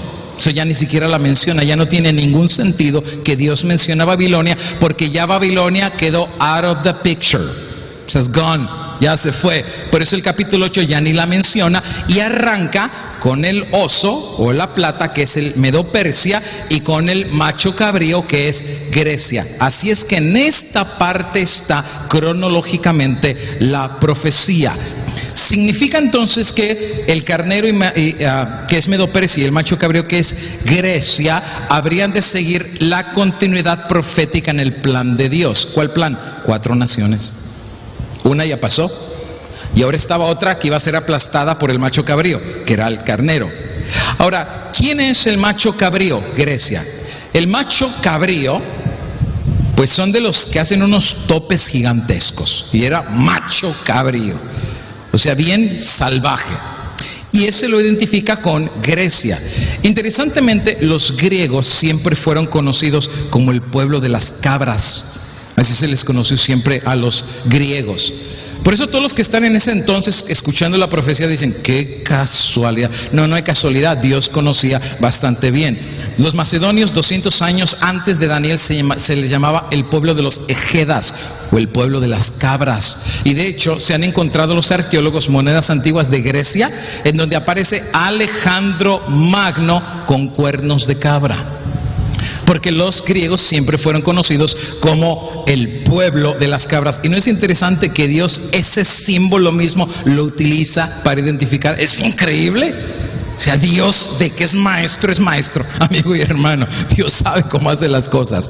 Ahora, con los cuernos hiere al poniente, norte, en sur, hablando precisamente de las conquistas que habría de tener Alejandro Magno y que le daría un dominio universal y general en aquellos días. Daniel 8 nos describe con precisión la división después del imperio griego y la aparición del cuerno pequeño con el declive. Daniel 8:10 así lo decía. Estando en su mayor fuerza, el cuerno fue quebrado, la muerte de Alejandro, y en su lugar salieron 4 cuernos, los 4 generales, hacia los 4 vientos del cielo, y de uno de ellos salió un cuerno pequeño. Vuelvo a lo mismo. Esto voy a hacer un sermón completo para explicarlo, porque si no ahorita nos amanecemos aquí. Pero si tú ves en algunas Biblias, ¿cuántos aquí tienen la Biblia con los escritos de Elena de White? Ya ven que tiene comentarios de Elena de White, tienen algunas. Si tú puedes abrir ahorita tu Biblia en Daniel 8, si la pueden abrir, van a notar algo muy interesante, que en Daniel 8, el que hizo esa Biblia le puso algunas gráficas de las bestias. ¿Ok? Daniel 8, si tú lo ves en el capítulo 8, vas a ver que tiene gráficas del macho cabrío y del carnero y del cuerno pequeño y del otro que se rompió. ¿Ya lo encontraron? La gráfica de la división del cuerno que se rompió y de ahí salió uno, en tu Biblia sale así. Tú dime si no está así. ¿Okay? Es esa la gráfica que pusieron en la Biblia. En otras palabras, el macho cabrío tenía un cuerno entre los ojos y se rompió, implicando que Alejandro Magno se murió. Una vez que Alejandro se muere, salen 4 cuernos, que son los 4 generales, y el texto decía, y de uno de ellos salió un cuerno pequeño que después se hizo grande. La pregunta es, mira, me voy a regresar hacia acá. Y de uno de ellos salió un cuerno pequeño. La pregunta es, ¿quién es el uno de ellos? ¿Quiénes son ellos? Porque dice, de uno de ellos salió un cuerno pequeño. ¿Quiénes son ellos? ¿Quiénes son ellos? Pues la foto lo dice, ¿no? ¿De dónde sale este cuerno que después se hizo grande? De un cuerno. Entonces, el que puso esta fotografía asumió que el cuerno pequeño salió de un cuerno de los 4, ¿sí o no? Por eso está la foto. Salió de uno de ellos un cuerno pequeño y creció. Ahora, tengo que decir, voy a hacer un sermón completo, se los digo, la foto está equivocada. Se los digo desde ya, la fotografía está completamente equivocada. Les explico por qué. Este macho cabrío, ¿a qué reino representa? ¿A quién representa el macho cabrío? A Grecia. El cuerno notable en medio, ¿a quién representa? Alejandro Magno. Cuando el cuerno se quebra, ¿qué significa que se quebró el cuerno en su mayor fuerza? Que Alejandro Magno se murió. Después que Alejandro se muere, salen 4 cuernos. ¿Qué representan estos 4 cuernos? Que Grecia, que era el macho cabrío, se dividiría en 4, según los 4 generales se pelearon entre ellos para ver quién se quedaba con todo. 4 reinos. Pero estos 4 cuernos están en el macho cabrío, que es Grecia. Por ejemplo, Seleuco es griego todavía. Y todos los demás generales siguen siendo griegos todavía. Si de uno de ellos sale un cuerno pequeño, que más adelante explicaremos que esa es la representación de Roma imperial y que después le diera paso a Roma papal, que va de acuerdo a Daniel 7, el cuerno pequeño, que tiene las mismas características.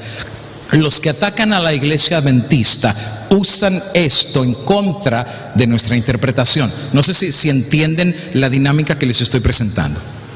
Nosotros, el cuerno pequeño en Daniel 7, ¿recuerdas que Daniel 7 viene la 4ª bestia? ¿Cuántos cuernos tiene la 4ª bestia? 10, y entre los 10 sale un cuerno pequeño. ¿Right? Pero los cuernos están sobre la cabeza de la bestia y la bestia es Roma. Por eso nosotros como adventistas entendimos que el papado o el cuerno pequeño salió de Roma. Eso es lo que hemos dicho.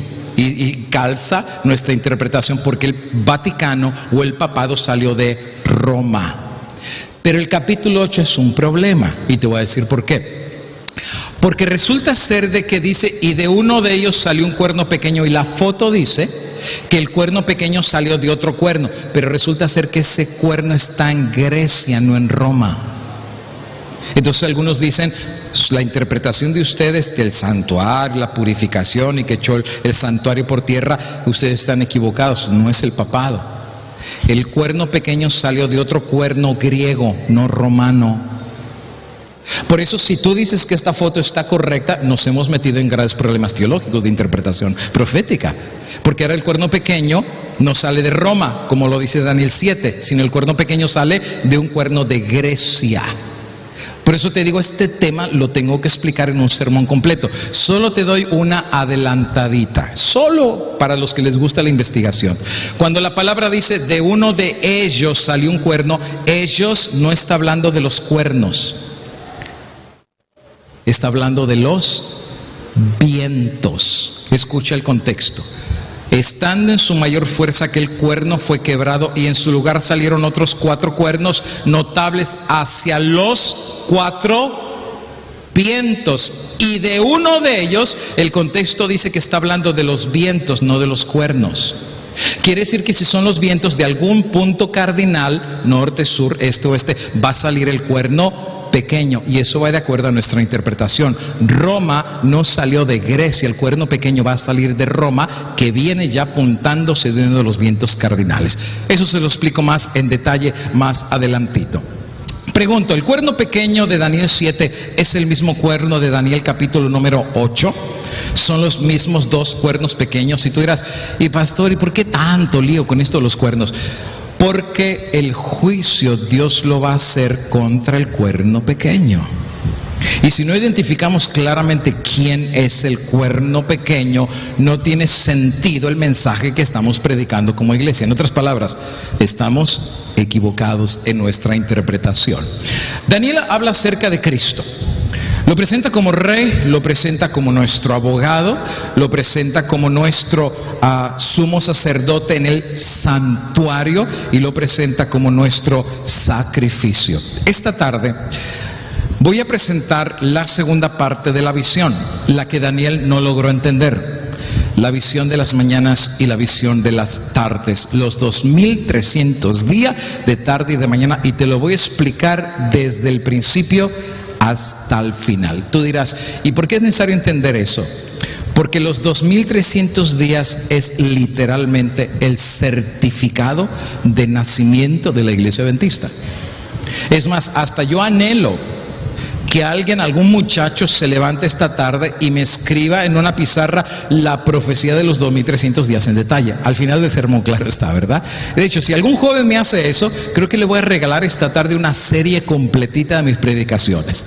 Si algún jovencito se anima a pasar y escribirme todo el sermón que le voy a dar en la tarde de los 2300 días, eso para mí sería una recompensa gigantesca, que nuestros jóvenes entiendan esta profecía, porque de ahí nació la iglesia adventista. Pero eso va a ser en esta tarde. Hay 2 citas y con esas vamos a estar finalizando, porque esta segunda parte la damos en la tarde. Evangelismo 145. Las profecías que el gran yo soy dio en su palabra nos dicen dónde estamos hoy en la procesión de los siglos y lo que puede esperarse pronto en el futuro. Oye, si tú quieres saber lo que va a venir en el tiempo de angustia, la ley dominical, las plagas que van a venir, sobre quién le van a caer y todo eso, tienes que entender Apocalipsis. El que no ha entendido Daniel 2, Daniel 7, Daniel 8 y Daniel 9, no puede saber lo que va a pasar en el 10, en el 11 y en el 12. Y sabes, Daniel y Apocalipsis es no sé cómo lo presento. Daniel y Apocalipsis es un mapa de sobrevivencia. Así como te lo digo. Mapa de sobrevivencia de lo que pronto viene a la tierra. Los que entiendan Daniel y Apocalipsis van a entender el mapa y van a actuar en base al mapa. Los que no lo entiendan, se va a cumplir en ellos la profecía de Amós. Van a andar errantes de lugar a lugar, queriendo que alguien les enseñe, y se van a quedar con hambre y con sed, porque ya no va a haber conocimiento. Por eso dice Daniel 11, los entendidos entenderán. ¿Pero por qué entenderán? Porque ya entendieron el actuar de Dios. Ya vieron el mapa profético, simplemente mayor información se les aclarará, pero esa mayor información se les aclara en referencia a la que ya entendieron en el pasado. Y si tú has entendido desde el 2, desde el 3, ¿y por qué es importante eso? Porque el capítulo 3 es profecía, hermano. Tú sabes que pronto se va a levantar una imagen, la imagen de la bestia, igual que Nabucodonosor levantó una imagen, y pronto al que no adore la imagen lo van a echar al horno de fuego. De Apocalipsis 13, el que no adore la imagen ni a la bestia ni reciba su marca en su frente y en su mano, hasta se los va a matar. La historia se repetirá exactamente. Todo lo que pasó en Daniel y Apocalipsis lo veremos cumplido de una forma rápida en el tiempo del fin. ¿Cuán importante es entender esto? Es vital. Ahora tú dirás, y cuando esto venga, pastor, qué miedo. No, es que tú no has leído Daniel. Por eso te digo, es importante entender esto. El que no ha entendido la forma como Dios obra, le va a tener miedo al futuro que viene. Pero si tú has entendido la forma como Dios obra, no tienes que tener miedo. Porque a Daniel lo echaron al foso de los leones, pero Dios mandó a su ángel que lo protegiera. Porque a los 3 jóvenes los echaron para quemarlos vivos y calentaron 7 veces más, pero Dios mismo estuvo con ellos y los protegió. Y ese mismo Dios va a hacer lo mismo en el tiempo del fin. Por eso tenemos que entender la forma como Dios obró en el pasado, porque de la misma manera milagrosa y sobrenatural Dios va a obrar con aquellos que lo aman y que han hecho pacto con Dios, igual que Daniel hizo pacto con su Dios. Y Dios va a hacer exactamente lo mismo. Y se va a cumplir lo que dice Daniel, Salmos: caerán a tu lado 1000 y 10,000 a tu diestra, pero a ti no van a llegar. ¿Y sabes por qué no van a llegar? Porque tú estás debajo de las alas de Dios. Porque Dios te va a proteger, porque Dios te va a cuidar. Yo no tengo temor al futuro si Dios está conmigo. Pero si Dios no está conmigo, hermano, ay Señor, cuando la puerta del infierno se abra sobre esta tierra. ¿Sabes que hay jóvenes hoy en día que dicen, pastor, ¿y vale la pena venir a la iglesia? Qué aburrido. O sea, a lo mejor ahorita se te hace que no vale la pena, pero cuando la puerta del infierno se abra y Cristo no esté a tu lado, ahí tú vas a saber si valió la pena o no. Ahí tú vas a saber si haber puesto a Dios en primer lugar, como Daniel lo hizo, valió la pena. Daniel lo supo cuando lo echaron al foso de los leones. Y ahí se dio cuenta que valió la pena orar en la mañana, orar en la tarde y orar en la noche. Ahí se dio cuenta que Dios estaba de su lado, porque Daniel también estuvo del lado de Dios. Ahora dice ahí, lo que la profecía predijo que ha de acontecer hasta el momento actual se lee en las páginas de la historia. Hermano, estamos viviendo en un tiempo en el cual Daniel no lo vivió, porque nosotros somos testigos de lo que fue revelado hace más de 2500 años. Profetas y Reyes 3:67. Centenares de años antes que ciertas naciones subiesen siquiera al escenario, el omnisciente miró a través de los siglos y predijo el nacimiento y la caída de los reinos universales. Y yo digo, alabado sea el nombre de Dios. Como dijo Daniel, Dios pone reyes y Dios quita reyes. ¿Qué hará los reyes de esta tierra contra los hijos de Dios? No pueden hacer nada si Dios no se lo permite. Por eso Pedro dijo, hermano, tenemos la palabra profética más segura, no falla, a la cual hacemos bien en estar atentos como una antorcha que alumbra el lugar oscuro hasta que el día esclarece y el lucero de la mañana sale en el corazón. Y esta es la parte con la cual tenemos que cerrar el propósito de la profecía.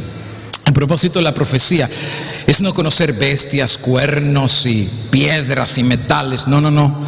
El propósito de las profecías, amigo y hermano, es que el lucero de la mañana salga finalmente en tu corazón y en mi corazón. Vivimos en un tiempo tan oscuro. Violencia, maldad, pornografía, pedofilia. La gente ya no cree en los políticos, la gente no cree en los pastores, la gente ya no cree en los sacerdotes, la gente no cree en el vecino que está enfrente de ellos. La gente, vivimos en el peor tiempo de oscuridad. Y todo eso nos dice, amigo y hermano, que el mundo se ha apartado de lo único que le puede dar luz. Lo que puede darle un sentido y luz a nosotros es el mensaje de la profecía, porque eso va a hacer que el lucero de la mañana salga en nuestros corazones. Y por cierto, ¿y qué es el lucero de la mañana? San Juan 8:12, Jesús les habló y les dijo, yo soy la luz del mundo. El que me sigue no andará en tinieblas, pero el que me sigue tendrá la luz de la vida. San Juan capítulo número 9, versículo 5, mientras estoy en el mundo, Cristo dijo, yo soy la luz del mundo. El mismo Cristo reconoció que al mundo que vino era un mundo de pura oscuridad. Pero ¿sabes qué hizo la diferencia? Él hizo la diferencia, porque Él era la luz del mundo. Juan 12:46, yo, la luz, he venido al mundo para que todo el que cree en mí no permanezca en tinieblas. Ese es el objetivo de la profecía. Sal de las tinieblas y ven a la luz. Él es la luz, Él es la luz verdadera. De ahí, amigo y hermano, el que tiene a Cristo tiene la luz. No tienes por qué caminar en tinieblas. El que camina en tinieblas es porque no tiene la luz. San Juan 1:9, existía la luz verdadera, que aquel que habría de venir al mundo y habría de alumbrar a todo hombre. Sí, querido joven, la luz de Cristo puede iluminar tu vida oscura. Querido hermano, la luz de Cristo es tan suficiente que puede disipar y desaparecer toda la oscuridad en la que hemos caminado. Y puede ser que toda tu vida has caminado en camino de oscuridad y no has visto nada y te has tropezado y te has caído porque no puedes ver, pero Cristo puede alumbrar la oscuridad en la que hemos caminado. Juan 3:16, de tal manera amó Dios al mundo que dio a su Hijo, la luz no la dio, para que todo aquel que en Él cree no se pierda, pero tenga vida eterna. Porque Dios no envió a su Hijo al condenar al mundo, pero para que el mundo sea salvo por Él. ¿Y cómo va a ser salvo? Porque Él es la luz. Si yo veo la luz, ahora sigo la luz, ya no puedo permanecer más en las tinieblas. Ahora a todo el mundo le gusta Juan 3:16. Él amó al mundo entero y dio a su Hijo unigénito para que nadie se pierda. Pero mira lo que dice el verso 18. El que en Él cree no es condenado, pero el que no cree a la luz que le vino ya fue condenado porque no creyó en el nombre del unigénito Hijo de Dios. Y esta es la condenación. Y hermano, aquí Cristo presenta por qué la gente se va a perder. No es porque Dios quiera que se pierdan, porque Él quiere que todos procedan al arrepentimiento. Para eso nos dio a su Hijo, para que en el que Él crea no se pierda, pero tenga vida eterna. Pero va a haber gente que se va a perder. ¿Y sabes por qué se va a perder? Aquí dice, esta es la condenación, que la luz vino al mundo y los hombres amaron más las tinieblas que la luz. ¿Y sabes por qué amamos más las tinieblas que la luz? Porque sus obras eran malas. La gente no va a tener excusa de decir, yo fui ladrón porque nadie me enseñó otro camino. Mi padre fue ladrón, mi abuelo fue ladrón. Yo golpeé a mi mujer porque así lo hacía mi abuelo y mi bisabuelo. Y yo era violento porque fue la educación que yo recibí. Y yo mentía porque todo el mundo en mi casa mentía. Y yo era lascivo porque mi padre tuvo 10 mujeres y tuvo 20 novias. Y yo salí igual a mi padre. No, amigo y hermano, no hay excusa. Este mundo estuvo en tinieblas, pero nos brilló la luz. Y vino alguien que en forma humana nos vino a enseñar el camino de la luz, no el camino de las tinieblas. Él pudo haber vivido en tinieblas, Él pudo haberse convertido en tinieblas y tenía seguidores así, mujeres así lo seguían a Cristo. ¿O tú crees que no era hombre Él? Mujeres por todos lados lo seguían, pero Él siempre se mantuvo en la luz de Dios, porque Él vino a dar la luz a los que creyeron, y los que recibieron la luz salieron de las tinieblas a la luz admirable. Ya no siguieron en las tinieblas, ahora amaron la luz. Antes vivieron en las tinieblas porque nadie les enseñó la luz, porque todos éramos tinieblas. Pero vino la luz y cuando nos iluminó dijimos, no regreso más a las tinieblas. Dice ahí, porque todo el que hace lo malo aborrece la luz y no viene a la luz para que sus obras no sean reprendidas. Pero el que practica la verdad viene a la luz para que sea manifiesto que sus obras son hechas de Dios. Sí, amigo y hermano, hay una lucha entre la luz y las tinieblas. Una lucha que cada día tú peleas en tu corazón. Seas joven, seas niño, seas adulto, todos los días te vas a ver encontrado con decisiones que tienes que tomar, que te van a llevar a la luz o te van a llevar a la oscuridad. Por cierto, si Cristo es la luz, quiere decir que este mundo estaba oscuro, ¿no es verdad? ¿Y qué es la oscuridad? Me metí a investigar qué es la oscuridad y mira lo que encontré. Definición.com. La oscuridad surge ante la carencia de iluminación. Cuando la luz no llega a percibirse en un cierto ambiente, puede decirse que el lugar está oscuro. Es importante destacar que la ausencia absoluta de la luz no existe debido a condiciones físicas del universo. Lo que llamamos oscuridad es, por lo tanto, una situación de escasa luminosidad en la que el ojo humano no logra detectar la luz. El sol es la fuente natural de la luz que ilumina la oscuridad, y cuando llega la noche el ser humano debe apelar a la iluminación artificial para contrarrestar la oscuridad. Interesante. De ahí que se dice que la oscuridad es la ausencia de la luz. Cuando hay luz, no hay oscuridad. Cuando hay oscuridad no vemos y no percibimos, y si hay un mundo que está ciego es el que vive en oscuridad. Y Dios nos tiene compasión, ¿sabes por qué? Porque somos ciegos.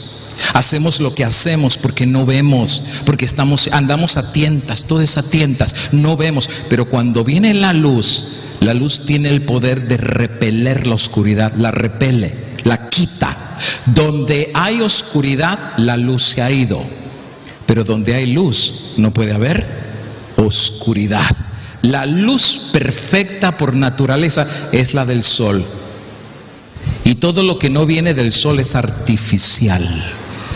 ¿Qué mejor símbolo espiritual podemos encontrar? Cristo es el sol de justicia.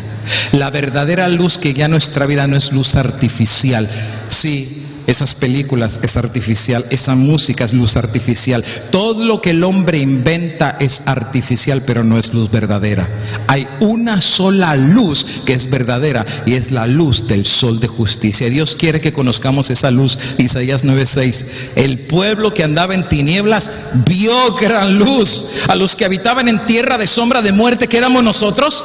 Aunque ande en valle de sombra de muerte, dijo David, no temeré mal alguno, porque por más oscuro que esté este mundo, dijo David, la luz va conmigo. La luz ha resplandecido sobre cada uno de ellos. ¿Y sabes cómo resplandeció esa luz? 2 Corintios 4:6. Dios, que dijo de las tinieblas resplandezca la luz, Él es el que ha resplandecido en nuestros corazones para iluminación del conocimiento de la gloria de Dios en el rostro de Jesucristo. Cristo es el pan, Cristo es la puerta, Cristo es el camino, Cristo es el alfa, Cristo es el omega, Cristo es el principio, Cristo es el fin, Cristo es el cordero, Cristo es el león de la tribu de Judá. Él es la vida y puede resucitar aún al que crea en Él. Y en medio de la oscuridad, Cristo es la luz verdadera que ilumina a todo hombre que lo busca con corazón sincero. Amigo y hermano, este es el propósito de las profecías, que la luz de Dios, el rostro de Cristo, brille en tu corazón, que Él sea tu rey, que Él sea tu abogado, que Él sea tu sumo sacerdote, que Él sea tu sacrificio, y que Cristo sea todo, en todo para ti.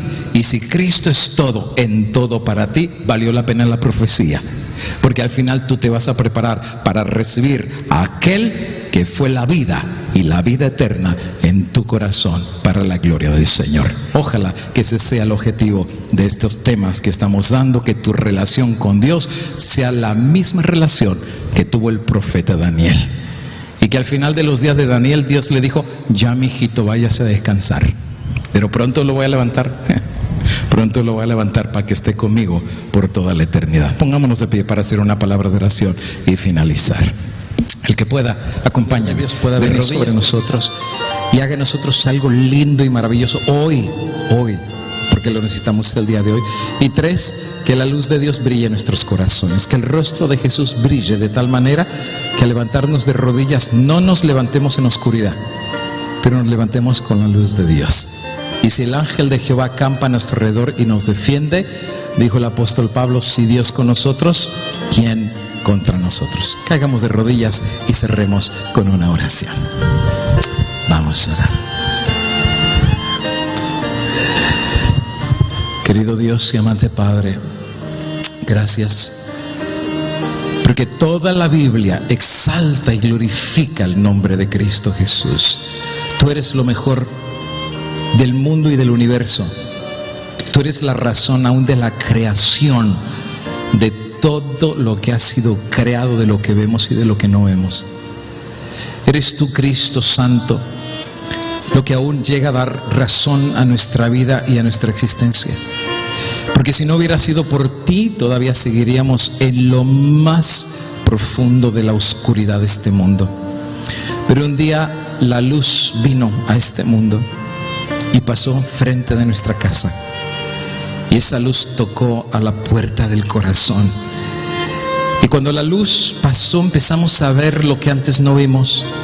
Y no veíamos porque estábamos en oscuridad. Pero al venir la luz de Dios, percibimos y aprendimos que nuestros caminos no eran los mejores, que nuestras palabras no eran las mejores, y que en vez de ser hijos de la luz, fuimos hijos de las tinieblas. Pero el mismo Cristo extendió sus manos y nos dijo: venid a la luz. Y fue hecha la luz en nuestra vida. Y empezamos a caminar un camino de luz, Padre eterno. A veces las tinieblas nos llaman, y a veces detenemos nuestro caminar de la luz y las tinieblas regresan. Pero la luz sigue todavía ahí.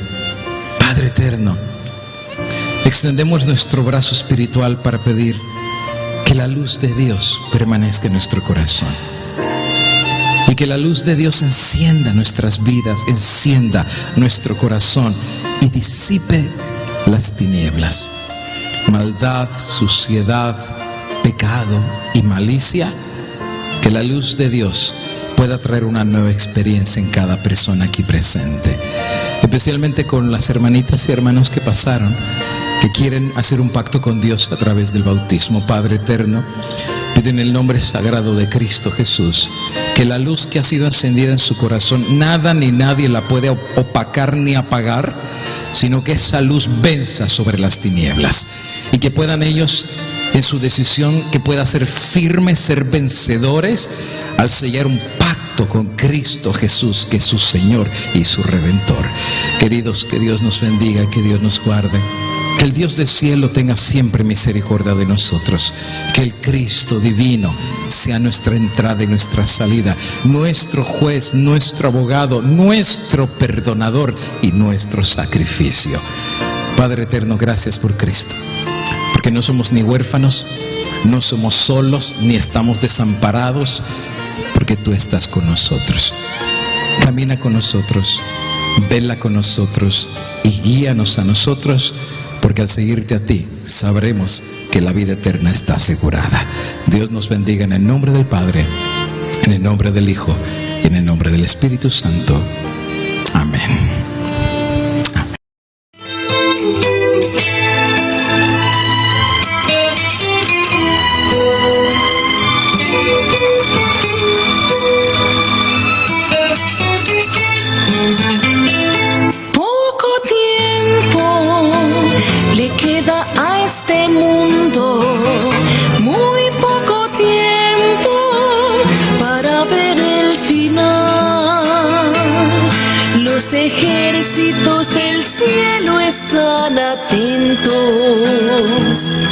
Al sonido de la trompeta real, ponte en fila de los soldados firmes, alza bandera para la eternidad.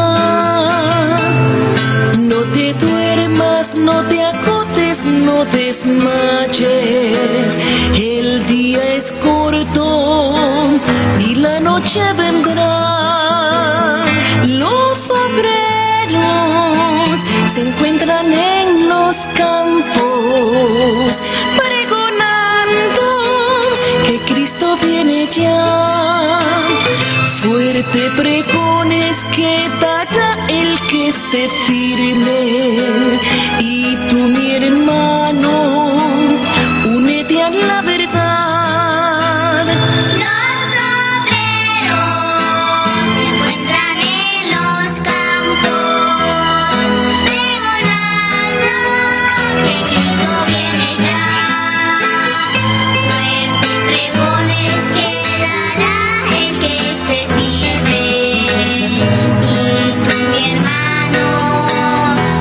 Yeah.